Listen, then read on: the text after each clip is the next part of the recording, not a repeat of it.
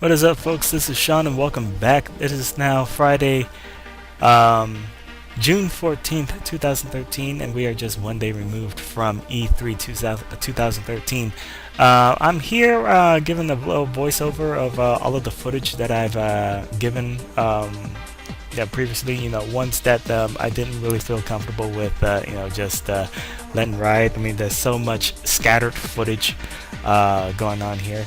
What you're looking at right now is pretty much a repeat of the West Hall walkthrough, and I wanted to show this first because of the fact that instead of walking into the PlayStation 4 booth, I decided to go left and head towards the Xbox booth because I wanted to give PlayStation 4 its due time, and now we are going to do that. So here we are in the PlayStation 4 area. I'm actually going to get past this PlayStation 4 obelisk here. I want you to see all of the day one traffic for this area. This is pretty amazing. So many people are waiting in line in order to get into the mini booths, as you see there. And here you see I become fascinated with this PlayStation structure here, in which has some images going on these screens on the inside. You can see right through them as I show right here. And this pretty much goes to show the amount of money really going into the spectacle of this event, of this showing. I'm pretty certain that the E3 could be just the largest video game event on the planet. It's 3 days, and it looks like every single publisher, every single developer that is here is going out of their way in order to create an experience that people are going to remember. People are here from the press. People are here as up-and-coming developers. Some people are at the lower levels of development. They are trying to, they're trying to climb the ranks as to what to expect next, and they're going to be inspired by what they see here. It's pretty amazing. Now, as you can see here, I'm going into one of these little miniature conference rooms here, where they are shooting, where they're pretty much running live demos of the games. One of the development team is actually playing the game, while members of E3 press, players, and the other attendants are just watching. And let me see. Yes, I'm just checking out the big screens here. These screens are pretty much just running trailers all day. I mean, a person can get stuck just sitting on the floor and just watching all of the trailers run by. I remember that happening in the early day, one of my earlier days of E3. But I'm pretty sure not a lot of people do that nowadays because they want to make sure that they do everything that they can at an event like this, and they're just going to watch those trailers on YouTube and stuff like that. I mean, it's there. Why waste time at E3 watching trailers?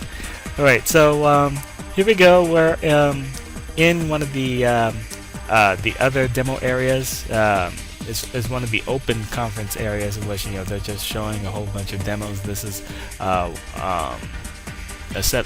These are a couple of the setups for the indie games and the some of the games that are going to be DLC for PlayStation Network or PlayStation Store.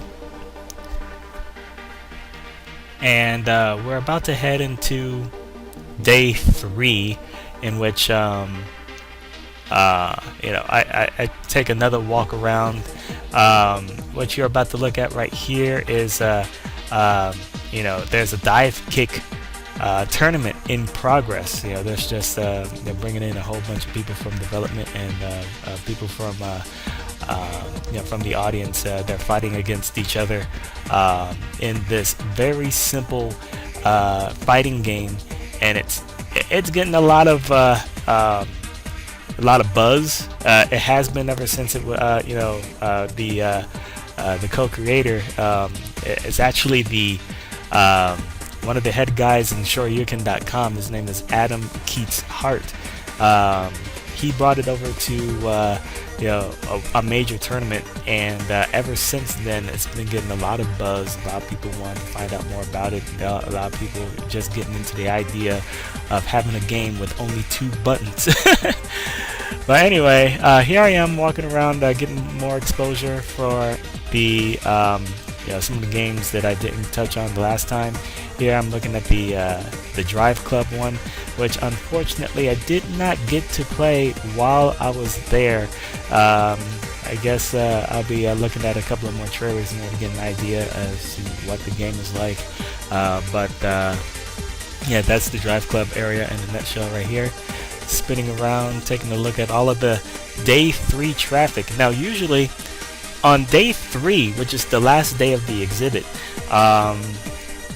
it's very unlikely that a lot of people will come to attend unless something really big is going down.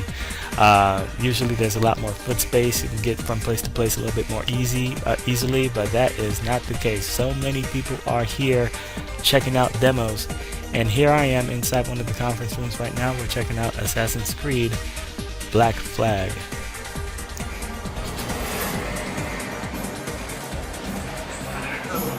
Hello everyone. So, day 33, I don't have a voice, you're probably tired, so let's wake up and give me a big yar! Yar! Alright. I'm David, this is Dave, he's my demoist. We work on AC4 Black Flag. We're really proud to work on this game, it's shaping up really, really well, you'll see that in a bit.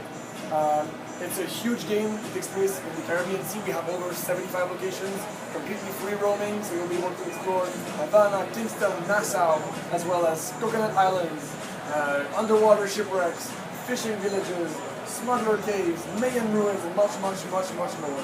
The key thing about this game is that it's all free roaming, all seamless, so you can jump off your boat, dive in the water, swim to the shore, find a treasure on an island, go back to your ship, take the wheel, go sell the treasure, buy some cannons, find a ship to attack with new cannons, plunder it, go buy some more cannons. It's really what it's all about.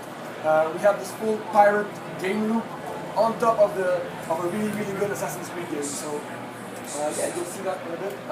Enjoy. Alright. It takes place during the golden age of piracy. It's a time in history where all the really famous pirates lived together. The most famous of all was Blackbeard. Way to the mark. Get where? Maybe he remembers where his rat is hiding. For my name is markedly improved.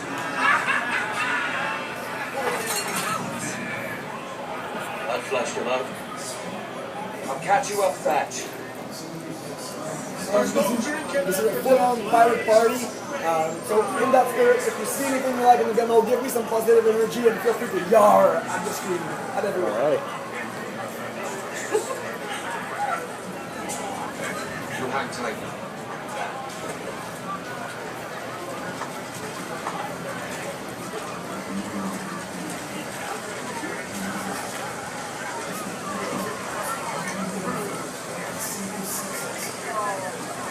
Come back to your coin later.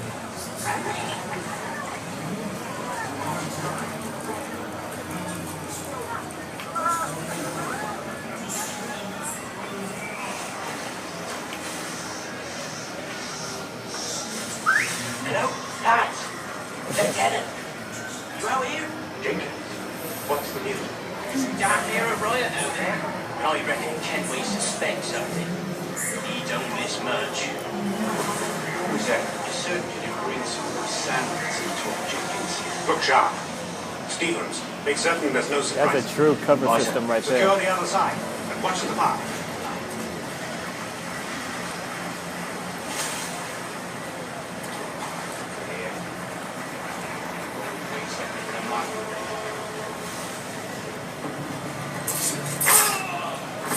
Stay here. Shoot anything that moves. Yes, sir. Come on. It's time. Tell me about it. They're gathering. Most too drunk to stand.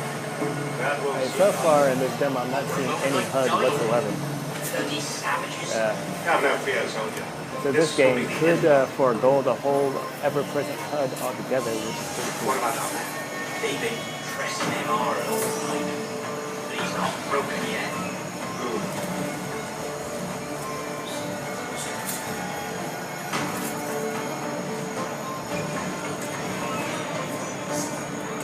Quickly, send the signal.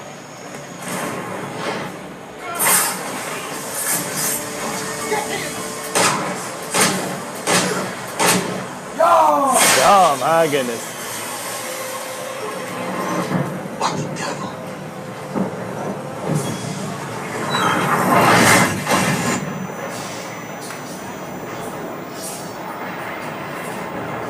Good.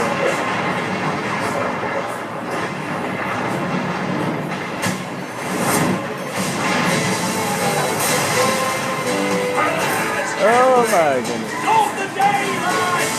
Today we see the king's finest grave! Stations, lads! All hands on deck! Raise the black flag, lads! Let them see it! Sure, check the hell, get away! Right! Right! Ooh.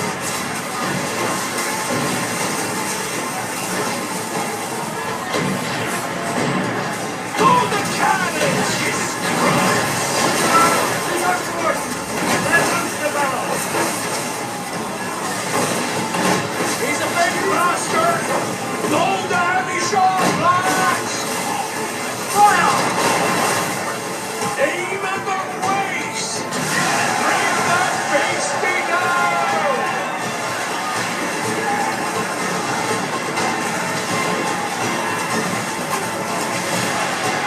I haven't engaged in too many ship combat sequences in Assassin's Creed, but this is pretty awesome.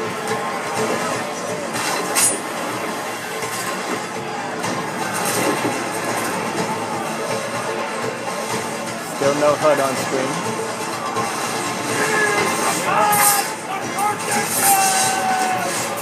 I'll cleave your lengthwise!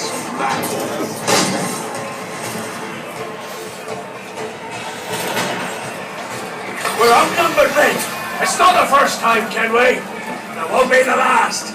Take no quarter, lads, and give none neither!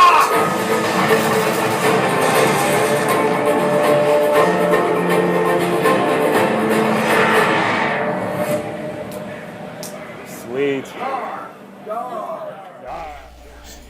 And on this one, we check out the infamous Second Son demo. This is another one of those conference rooms in which we're just watching another person of the dev team playing the game as the rest of us watch. So let's sit back and let's check out the action. Sharing the presentation right now, so that means that someone else is going to be doing the gameplay footage for us. You seem to be getting the hang of your new symptoms, right? And of course, the only downside being that, nope, can't take many things. It's pretty freaking awesome.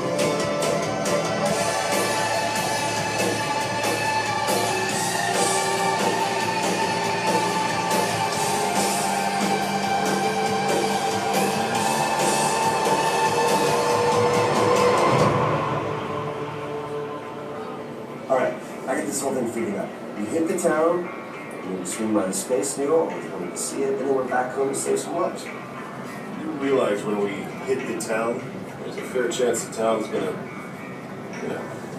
get back.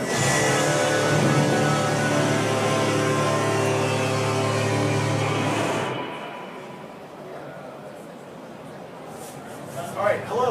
My name is Brian Fleming, and I am one of the founders of Sucker Punch, and I've managed to escape from my PR handlers for the end of E3 because I just wanted to do some demos to gamers. Yes. Yeah. I'm playing with the press. So I just want to give you a quick little bit of background on why we're excited and what we've been up to for the last 2 years. When we started this project 2 years ago, we knew that we were going to need to identify a new setting, a new location that would really push what we wanted to do on the next gen. And we've ended up in our hometown of Seattle, which sounds a little provincial, but I assure you that the real reasons that we made these choices are because we believed that we could, for the first time, deliver a city that had the atmospherics and really importantly, the wetness of Seattle. If we have one thing in Seattle, it's wetness. And so now you're even able to see how we can dynamically bring that in depending on what's going on in the game and what the weather situation is. But it's not a photo of Seattle. We're not trying to make a carbon copy. We're trying to make the infamous version. And in this case, Seattle has been kind of barricaded by the Department of Unified Protection. And the Department of Unified Protection was created in the wake of the first two infamous games, so that it never happens again. And this group comes in, captures and contains any superhumans so that all of you are safe. The protagonist, Delson Rowe, stumbles onto the story as a bystander at a car wreck. He actually drags someone out from the wreckage, and something happens, and he's absorbed that person's abilities into himself. And that's Delson's unique talent, is that if he encounters a super, he can draw their powers into himself. This is an important mechanic in the game. Can't spill it all, but today we're going to look at his first power set, which is smoke powers. He can transform himself into smoke, he can use it as an offensive weapon, he can navigate with it. Like the infamous traditions still apply, the decisions you make as a player, they'll affect how your powers develop. They'll affect the trajectory of the story, and they'll affect the ending of the story itself. But we didn't come to E3 to do a story demo, we came to E3 to blow some stuff up. So Ted, one of our game designers, made a mission as part of the game, and the part that he's made, he's going to play, he better do a good job because it's his mission, is going to be at the base of the Space Needle. There's some people who live in Seattle here, and they know that at the base of Space Needle is the Science Center. The DUP have taken over that section and used it as a command center. Delson's going to go in, try and root him out, and blow the command center up. Good luck, Ted. All right, the demo is on. All right.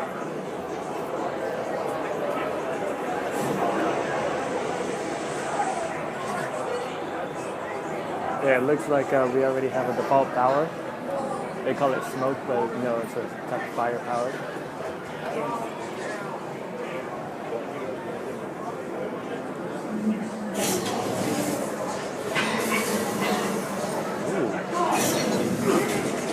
Looks like we got some stealth mechanics in the game.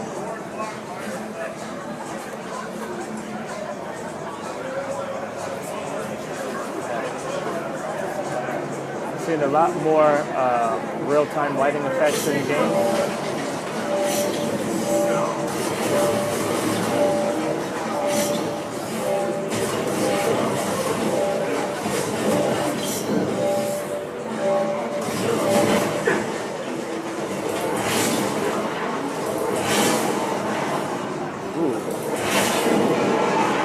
Physics stuff going on. It's pretty cool.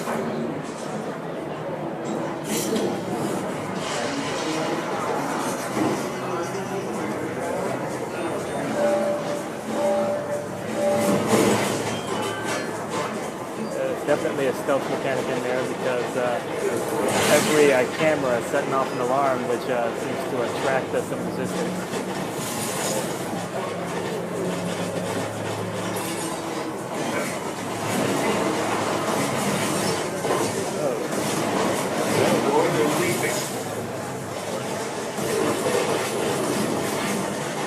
I wonder if we can absorb that guy's power.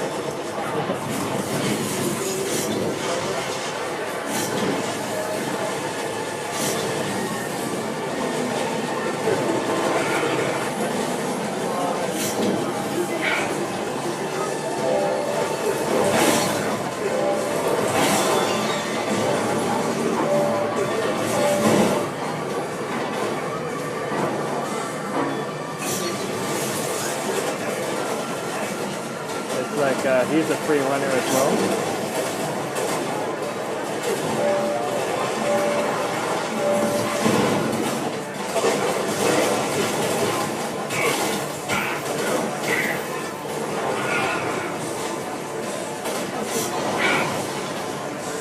Doesn't look like he's absorbing those guys' rock power, so it doesn't look like they're applying to everybody, only specific supers.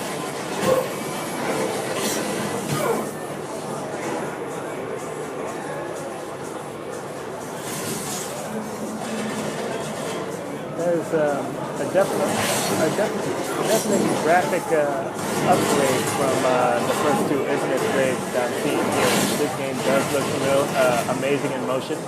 It's not 60 frames per second, but it does look amazing. I mean, all the real-time lighting effects that you see here.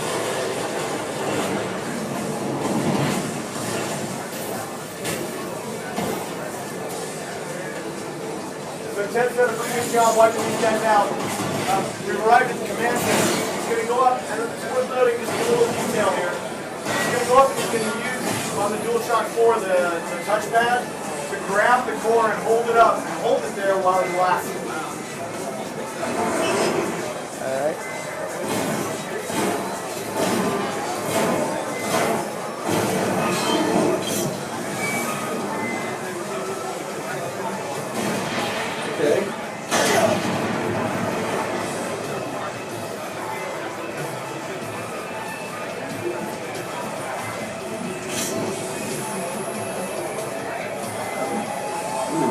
Guess they called in some backup.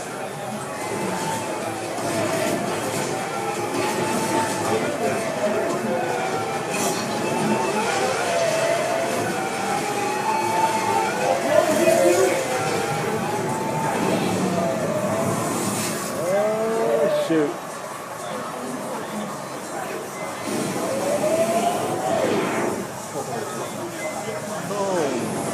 That's a very sweet looking get off me movie.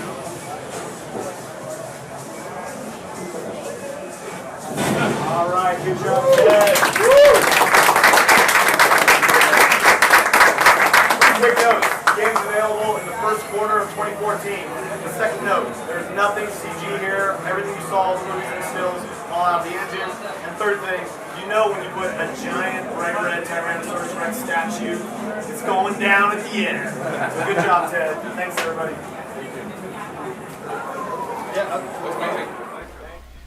And there you have it. That's the PlayStation 4 booth in a nutshell. Yeah, I hope that I gave you an idea of what's been going down at the Sony booth as a whole. If you want to check out more of my West Hall walkthrough, all you have to do is just head back on the blogs or check out my YouTube channel. I have both videos there.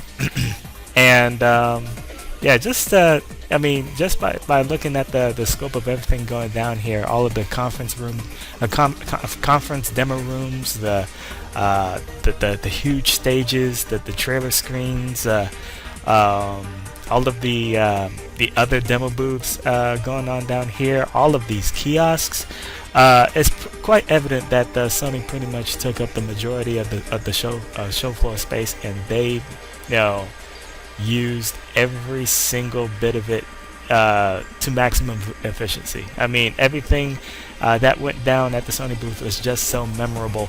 I just it just sticks in my mind, and that's what E3 is all about, is creating a memorable experience. So I think Sony won that contest in my book. And if you got some value out of this video, please find the subscribe button and click it. It's going to keep you updated on my future blog entries and video uploads. Alright, until next time, this is Sean. Stay classy. We'll see you on the next video.